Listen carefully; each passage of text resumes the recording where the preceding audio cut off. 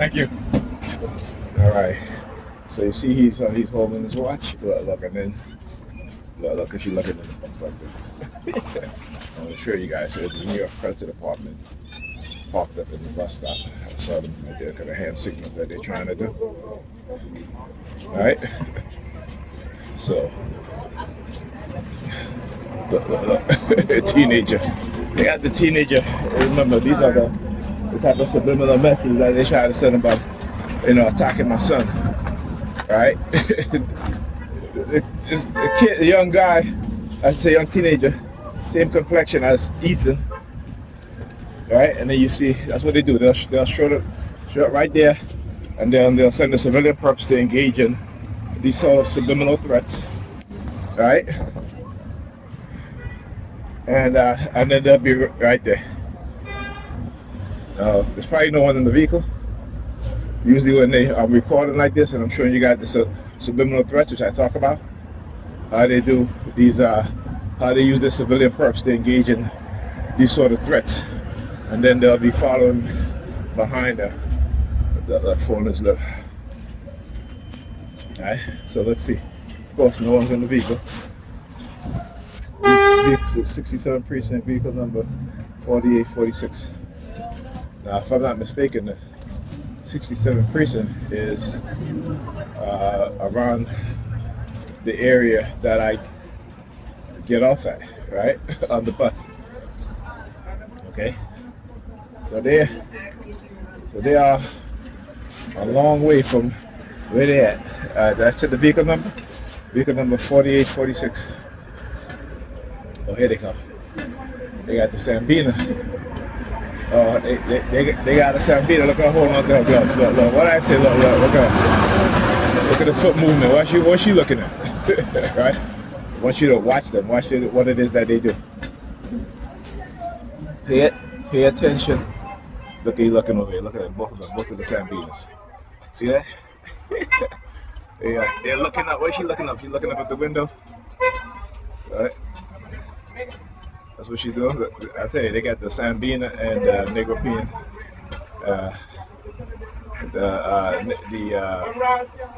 what I call them, Hispanipean Sambina and the Negropean Sambina, working together, right? So, like I said, they do this. Oh, you're a Predator Department, right? Look. Watch them now. Watch what it is that they do, and let me expose them. So yeah, they always trying to use homeless people who have mental illness. And here comes the wheelchair theme. Past couple of days, I've been talking about that. All right, how they will find people with who are using wheelchairs to engage in targeting. So whenever I start to show you guys day after day how when I'm on the bus stop, there's always somebody in a wheelchair. Then it'll be months before I see another person in a wheelchair. But for a few days, they will be out at a particular time, right? Usually when I'm on my travels. So that's, again, just to show you guys exactly what it is that they do and expose them for what it is that they're doing, right? One of the things that they will also do, as you can see her coming out the store looking up at the window. Right now, know what I talk about when I say window, wind, and what they used to do to me? Always stand up at the window, right? Because they like to tell me that if I win, and again, win what? If I win, they'll do the whole psychological, engage in psychological threats of being arrested and so forth, right? This is what they do. This is the coercive persuasion program that if I succeed in life, they'll prevent me from doing so. If I rise within the society, economically or socially, they'll send the police, right? So when we talk about this, how the system holds us down, and the use of the police as a tool for suppression, That's what I'm talking about. I'm talking about coercive pro, right? If you cannot control them, then they will destroy them, right? This is what it is that they do. Because again, I keep showing you guys, every time they do stuff like this, and I stand here or whatever I'm at, they will always show themselves. Either when they will be by the vehicle, when I approach, they will leave, or they will be doing some type of hand signals, right? Or they will be arriving as I'm arriving, or they will be right there engaging in these sort of threats and psychological manipulation. So yeah, this is what they do.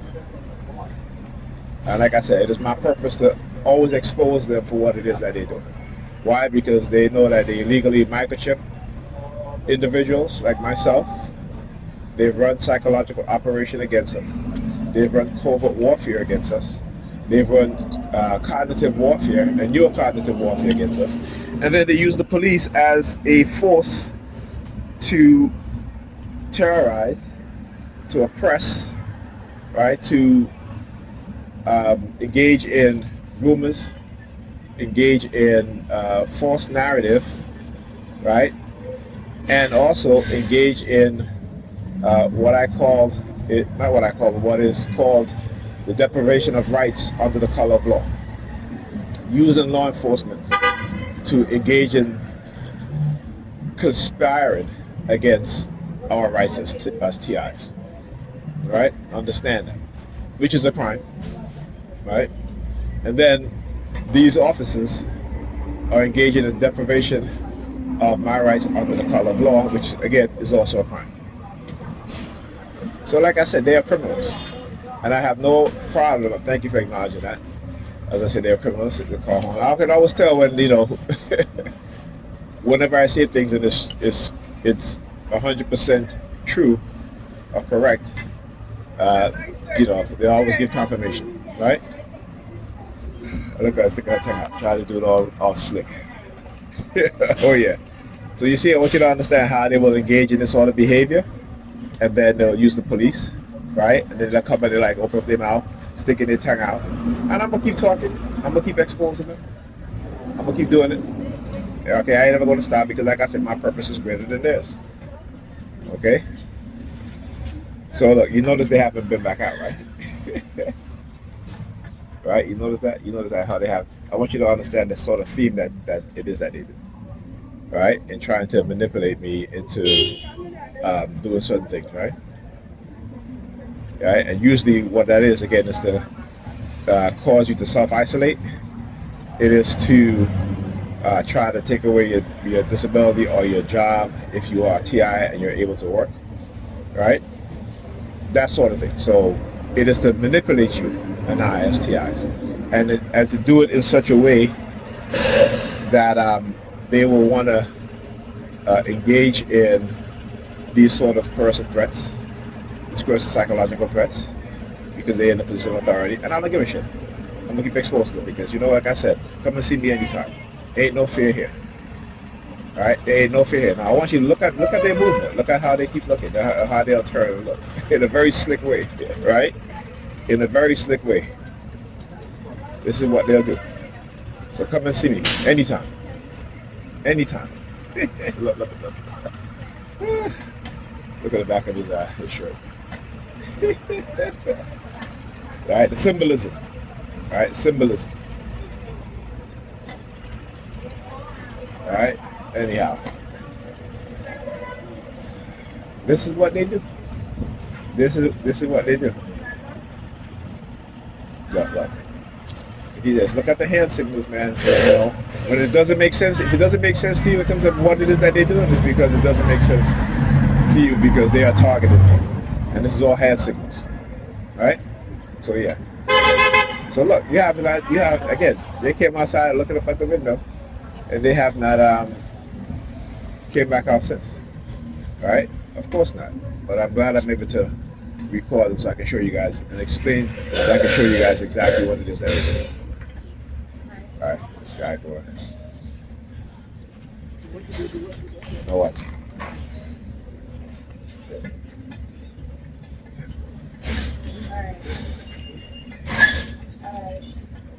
Look. They all trying to get in front of us.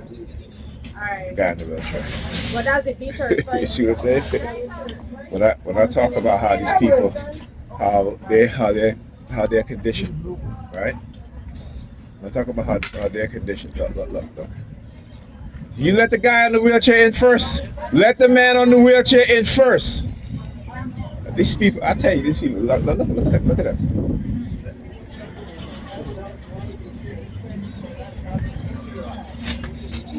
The wheelchair got to go in front, ma'am. Let the guy on the wheelchair go.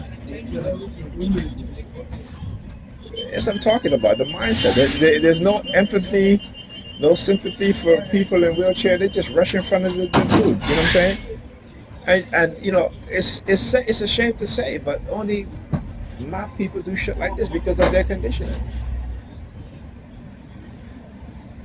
You know, and I talk about yeah, go ahead, man. I talk about the traumatization of people, particularly black people, Negropean people within the society, and you can tell because that's how people with trauma would behave and act, right? Selfless, selfish, egotistical, self-centered. You know, no empathy or sympathy, right? For those that are, you know, disabled. None whatsoever. That's Negropeans. That's the Negropean mindset. All right? Because they're conditioned into the mindset that they have. And I've yet to realize that. Look at the pump fixation, Joe. I'm sure you guys look at the pump fixation. Oh, look, he moved his hand now. I guess they warned them that look at the shit that they do. All right, look at the shit that they do. I'll wait for the limited. Okay.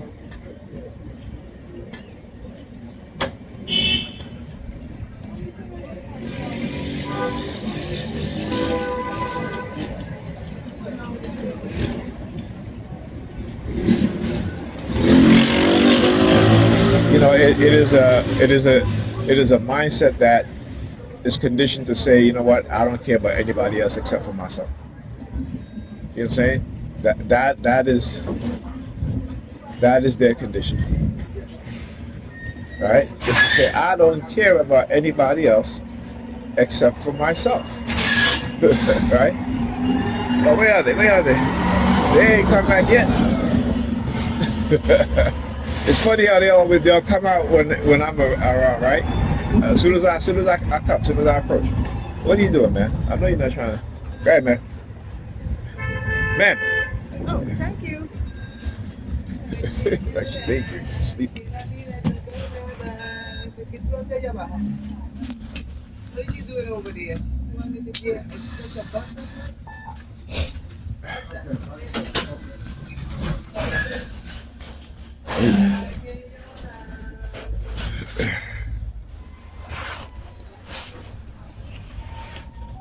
Next stop, Church Avenue and East 42nd Street.